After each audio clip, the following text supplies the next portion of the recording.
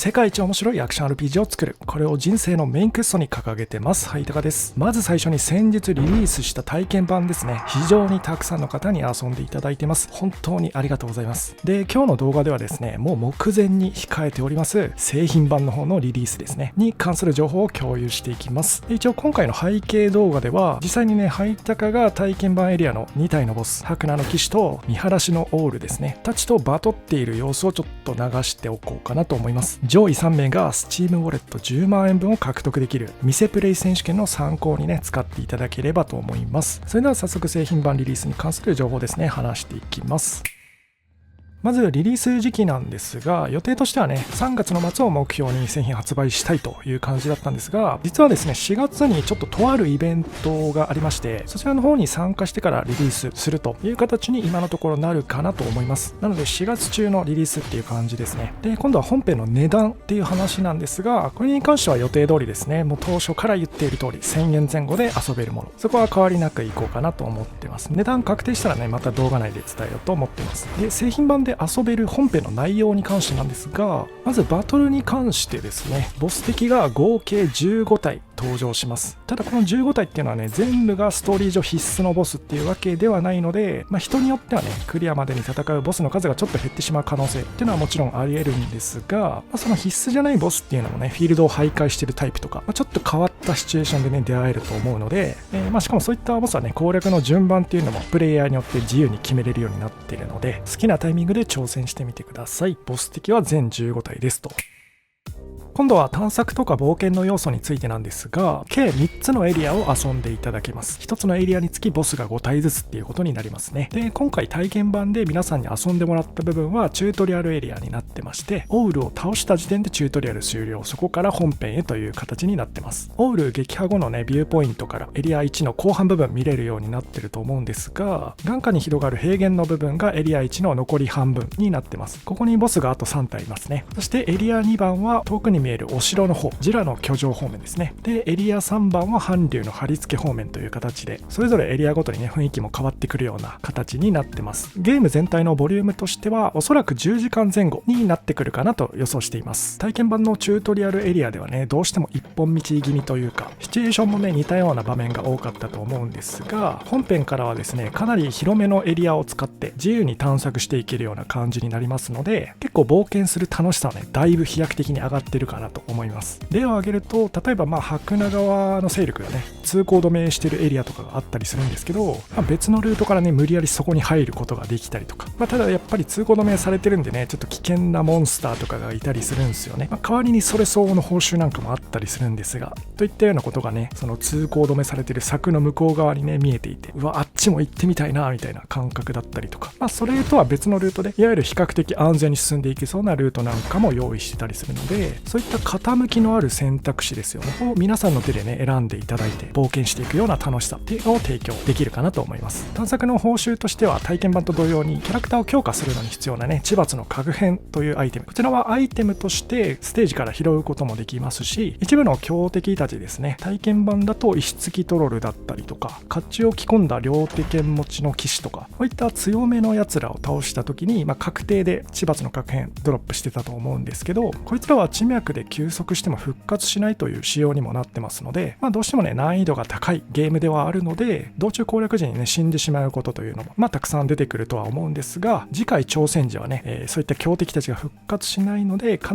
ずね、前回探索時よりはより奥の部分まで攻略を進めていけるというようなゲーム設計になっております。探索と戦闘どちらからもキャラクターの強化に必要なリソースを獲得できますと。そしてさらにレアな報酬として新武器というものを用意しています。武器ごとにまた違ったね、ゲーム体験が感じられると思いますので、ぜひね、自分の好みの武器を見つけてみてください。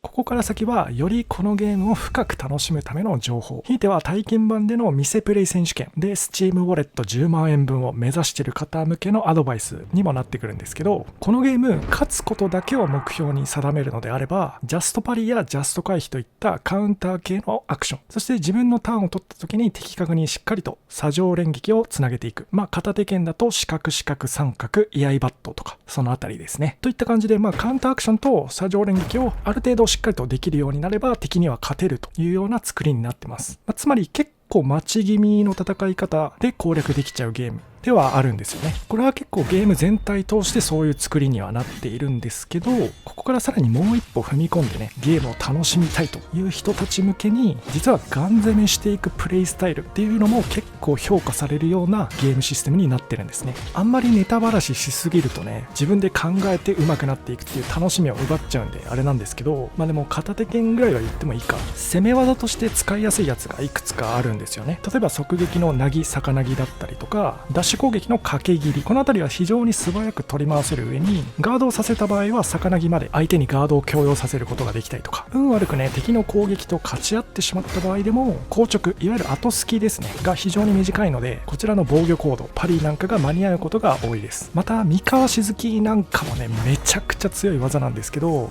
言うたら距離避けができちゃうんですよね。後ろにめちゃくちゃ後退するので、これで相手の攻撃を避けながらね三河しずきを当てることができた場合は、差し返しの形、いわゆるパニッシュカウンター的なタイミングでね攻撃が相手にヒットすることになるので、要は当て方工夫するともうフルコン確定なんですよね、簡単に言っちゃうと。そこまでのことはできなくても、掛け切りや逆なぎなんかでね積極的に相手に触っていく、攻撃をガードさせるっていうのがめちゃくちゃ重要です。攻撃をガードすると、スタミナをね削ることができるんですが、実はねここで見落としがちな利点っていうのがもう一つありまして、ガードさせることによってスタミナを削るだけでなく、スタミナを回復させないことにもつながるんですよね。要はガードモーション取ってる間ってスタミナ回復が止まりますから、どうしてもねスタミナを削った分の数値しか得をしていないような気持ちになってしまうんですが、実は裏でね回復してない時間っていうのが増えてますので、そこのバリューがねめちゃくちゃ効いてくるんですよ。つまり積極的などんどん攻めていくプレーをしているとどうなるかというと、もうあっちゅう間に敵がねスタミナ切れ状態になります。こうなるともうあとは自由に料理し放題って感じですよね。ミセプレイ選手権のねハッシュタグがあるんですよね。#ROR ミセプレイ選手権っていうやつなんですけど、もうリリース直後からすぐにねこのガン攻めの境地までねたどり着いているプレイヤーなんかも、数は少ないんですけどいたりして、そういうプレイを見ながらねちょっとニヤリとさせてもらったんですが、製品版ではねプレイヤー主人公の HP や攻撃力だったりとか、そういったパラメーター部分がねどんどん成長していったりとか、あとはもちろん実際ね操作している皆さんのプレイヤースキルっていうものも上がっていくと思いますので、戦闘中にねすごい余裕が出てくると思うんですよね。そうなってくるとこちらからもねちょっとずつ手を出していってみよう、攻めていってみようとなっていき、攻めていくと意外とこのゲームガン攻めも強いんじゃっていうね、さらに奥の成長段階っていうのがね見えてくると思うんで、実は製品版の最大の魅力はそこにあるかなと思います。プレイヤー自身の成長がめちゃくちゃ評価されますよと。ということでね、今回は製品版リリースの概要について共有させていただきました。で、最後に1件だけ、皆さんの実況とか配信プレイね、たくさん見させていただいてるんですけど、もうね、一番おもろかった人がいて、シンジさんっていうね、ツイッチで配信やられてる方なんですけど、めっちゃ有名なんでね、知ってる方も多いと思うんですが、